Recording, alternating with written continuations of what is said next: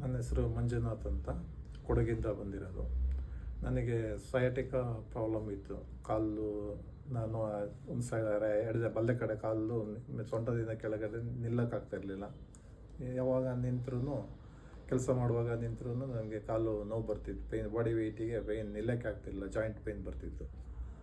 ಅದಕ್ಕೆ ನನಗೆ ಇಲ್ಲಿ ವಿಚಾರಿಸಿದಾಗ, ನನ್ನ ಫ್ರೆಂಡ್ಸ್ನೆಲ್ಲ ಕೇಳಿದಾಗ, ಇಲ್ಲಿ ಬ್ಯಾಂಗ್ಳೂರಲ್ಲಿ ವಿನಯ್ ಕುಮಾರ್ ಅಂತ ಡಾಕ್ಟ್ರು ಇದ್ದಾರೆ, ಅವ್ರ ಹತ್ರ ಹೋಗಿ ನೀವು ಟ್ರೀಟ್ಮೆಂಟ್ ತೊಗೊಳ್ಳಿ ಅಂತ ಹೇಳಿದ್ರು.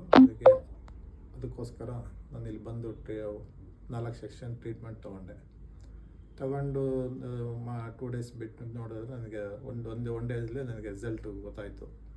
ಈಗ ನನಗೆ ಯಾವುದೇ ಥರದ ಪೇಯ್ನ್ ಇಲ್ಲ, ಆರಾಮಾಗಿ ನಿಂತ್ಕೊಂಡು ಕೆಲಸ ಮಾಡ್ತೀನಿ, ತಿರ್ಗಾಡೋಕೆ ಯಾವುದೇ ನೋವು ಬರ್ತಾಯಿಲ್ಲ.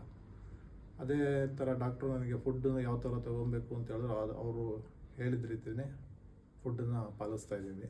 ಅವ್ರು ಹೇಳಿದ್ದು ಫುಡ್ಡನ್ನೇ ತೊಗೊತಾ ಇದ್ದೀನಿ, ಯಾವ ರೀತಿಯೇ ಇದು ಮಾಡ್ತಾಯಿದ್ದೀನಿ. ಆದ್ದರಿಂದ ಯಾರಿಗಾದರೂ ಸಯಾಟಿಕಾ ಪ್ರಾಬ್ಲಮ್ ಇದ್ದರೆ ಡಾಕ್ಟರ್ ವಿನಯ್ ಕುಮಾರ್ ಹತ್ರ ಬಂದು ತಾವು ಟ್ರೀಟ್ಮೆಂಟ್ ತೊಗೊಂಡು ತಮಗೆ ನೋವನ್ನು ರಿಲೀಸ್ ಮಾಡ್ಕೊಬೇಕು ಅಂತ ಕೇಳ್ಕೊತೀನಿ.